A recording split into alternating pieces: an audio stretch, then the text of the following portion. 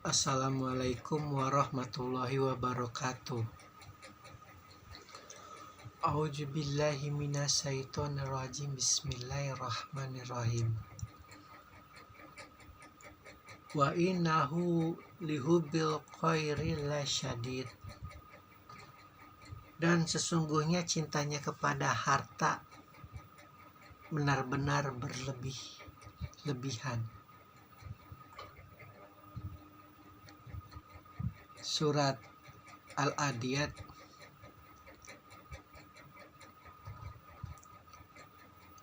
merupakan suatu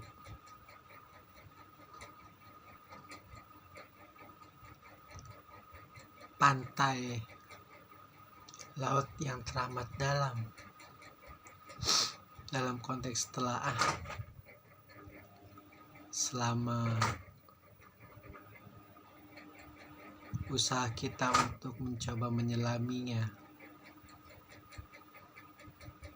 Serupa dan sedalam dengan surat An-Nas tentang manusia. Memang Allah Subhanahu wa Ta'ala yang Maha Tahu, yang Maha Mengerti, yang Maha paham betul lapisan-lapisan jiwa manusia.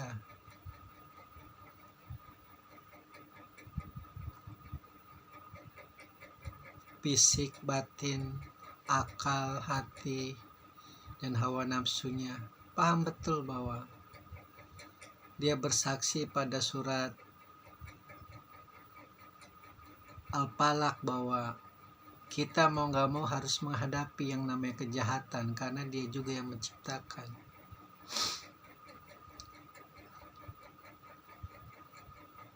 Dan godaan yang besar kepada manusia emang benar-benar dalam bentuk harta, kecintaan yang berlebihan kepada harta, sehingga segala kesedihan, segala kepedihan, segala gundah gulana itu mainan-mainan iblis lanatullah dari cobaan yang bernama harta, menciptakan sistem-sistem pola pikir, rumusan-rumusan bahwa harta itu mampu menyaingi, harta itu mampu mengenyampingkan, harta itu mampu meniadakan la ilaha illallah kita, meniadakan Muhammad Rasulullah kita, meniadakan Al-Quran kita yang harus sebenarnya menjadi pegangan. Pun sebenarnya mudah rumusnya, tinggal kita abdikan harta benda itu kepada jalan Allah sebenarnya. Namun ya memang begitu hidup. Kayaknya kalau nggak di jalan Allah itu nggak asik harta kita, nggak keren, nggak up to date, nggak modern.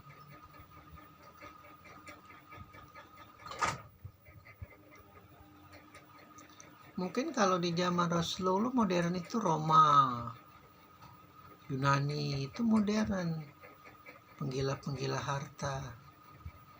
Sama modelnya dengan zaman-zaman sekarang.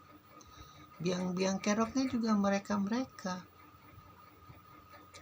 Dengan rumusan-rumusan kitab Taurat mereka, kitab Injil mereka yang begitu ahli kitab mereka merumuskan, ahli kitab mereka membuat semacam jalan bahwa yang paling penting untuk orang bahagia itu adalah harta. Kecintaan kita kepada harta dan mewakilkan bahwa itu adalah hujah yang nyata bahwa Tuhan mencintai kamu jika harta kamu benar-benar banyak, benar-benar mewah. Kemuliaan, keagungan akan menyelimutimu jika kau mempunyai kastil, jika kau mempunyai kapal pesiar, jika kau mempunyai rumah-rumah super besar. Selalu seperti itu.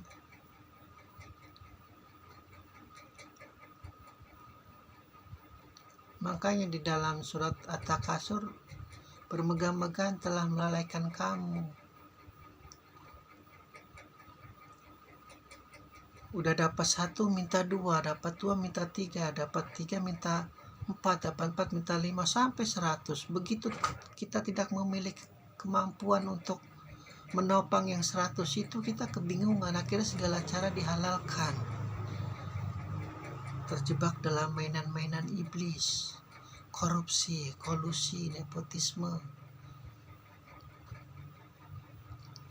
menghalalkan darah manusia, menghalalkan darah-darah rakyat negara lain, saling serang, saling baku hantam. Tidak sadar dulu dia lahir tanpa memiliki satu atom pun yang namanya emas dalam dirinya. Satu atom pun yang namanya rubi, berlian, safir di dalam tubuhnya. Hanya segumpal darah Allah menciptakan manusia dengan bantuan ruhnya yang paling suci, yang namanya nurani, diselipkan di dalam pusat jantung manusia,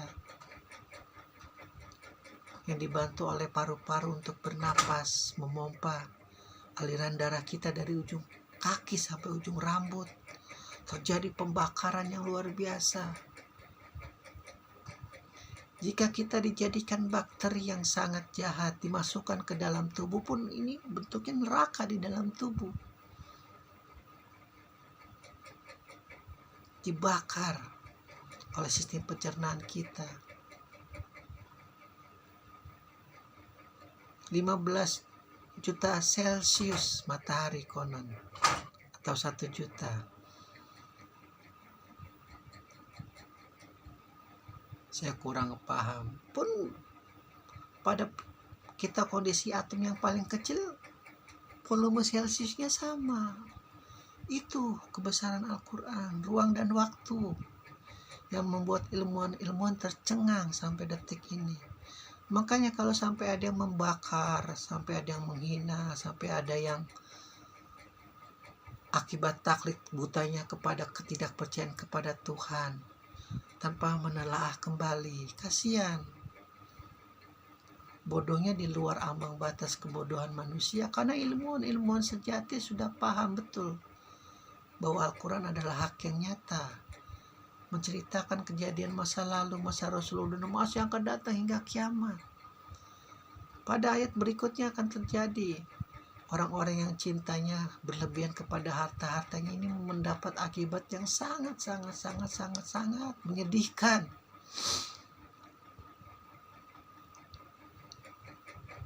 Jadi harta di depan, Allah di belakang. Bahkan kalau perlu Allah hanya jadi tunggangan dia.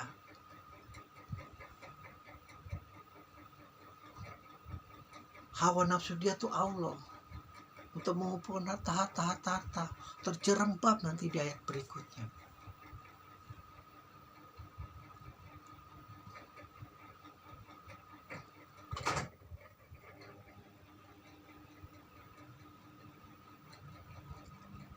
Makanya Allah tidak menghukum manusia kalau manusia memang levelnya terkadang sulit untuk tidak dimaafkan. Namun kalau pelaku korupsi yang bertitel tinggi, yang berintelektual tinggi, itu geram sekali Allah. Makanya Rasulullah mencintai fakir miskin, anak yatim yang tidak tahu apa-apa tentang dunia, tentang cara menghalalkan segala cara. Alhamdulillahirabbil alamin.